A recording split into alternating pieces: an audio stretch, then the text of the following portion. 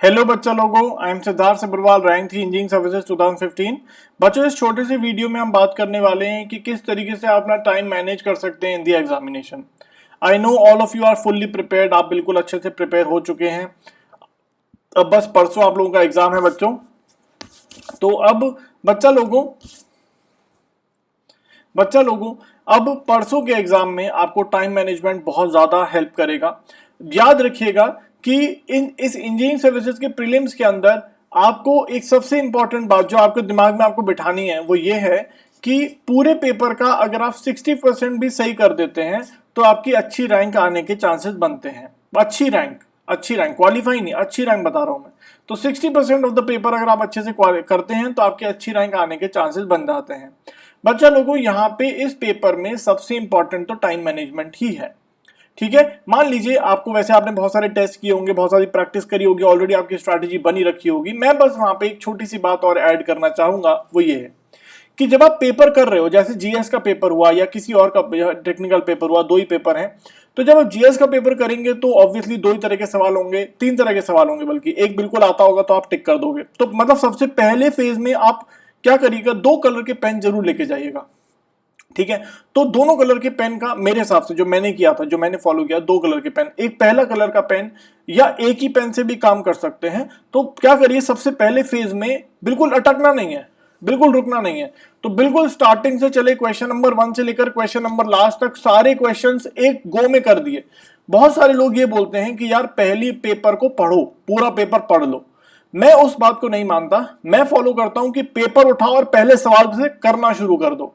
मैंने बहुत सारे लोगों को गाइड करते हुए देखा है, सुना है, वो ये बोलते हैं कि यार पहले go through the exam, go through the whole paper, उस 15 मिनट तक उस पेपर को देखो और फिर उसको सॉल्व करना शुरू करो। उसमें 15 मिनट आपके वेस्ट हो जाएंगे। तो मैं जो स्ट्रैटेजी फॉलो करता था वो ये करता था कि पहले सवाल से ही सॉल्व करना शुरू कर दो, लग जाओ पेपर के ऊपर। तो पहला सवाल सॉल्व हो गया, दूसरा मान लो नहीं आता, जीएस के पेपर में मान लो नहीं आ रहा कि नहीं आता, छोड़ दो, तीसरा करो। तो मतलब छोड़ते जाओ करते जाओ, छोड़ते जाओ करते जाओ, छोड़ते जाओ करते जाओ, जो करते जा रहे हो उस पर टिक मारते जाओ। ठीक है, जो आप करते जा रहे हो, जो होता जा रहा है ना, उस पर टिक मारते जाओ, जिससे जब आप दूसरी बार उस सवाल पेपर को फिर से देखोगे तो आपको पता रहेगा कि हाँ ये तो हो गया है, अब ये वाला करना है। तो पहली बार में पहले सवाल से लेकर चुपचाप सारे सवालों के ऊपर टूट पड़ो एक साथ, और सवालों पे टूटने के बाद पहले सवाल से लेकर आखिरी सवाल तक जो जो सवाल बनते जा रहे बनाते जाओ, जो नहीं बन रहे वन गो में छोड़ दो, करते जाओ। ठीक है, फिर दूसरी बार में आइए, फिर उन सवालों को पकड़ो जो पहली बार में नहीं बने। सेम चीज एप्लीकेबल है टेक्निकल में भी। ठीक है, टेक्निकल में भी पहले सवाल से टूट पड़ो बिल्कुल, और इधर उधर बिल्कुल मत देखो, चुपचाप नीचे सिर करो और पढ़ना करना शुरू कर दो। पहले सवाल से टूट पड़ो पेपर के ऊपर और आखिरी सवाल तक कर दो। जो पहली बार में बन जा रहे हैं करते जाओ, जो लग रहा है कि हाँ इसमें टाइम लगेगा, ये थोड़ा कंसेप्चुअल है, भूल रहा हूं मैं, छोड़ो आगे चलो, छोड़ो आगे चलो, छोड़ो आगे चलो।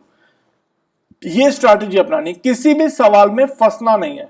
क्योंकि इंजीनियरिंग सर्विसेज के एग्जाम की एक खास बात होती है कि वो हमेशा ऐसा क्वेश्चन डालते हैं बीच में, कम से कम 3-4, जो देखने में तो लगता है बन जाएगा लेकिन कैलकुलेट करने बैठते तो लंबा हो जाता है।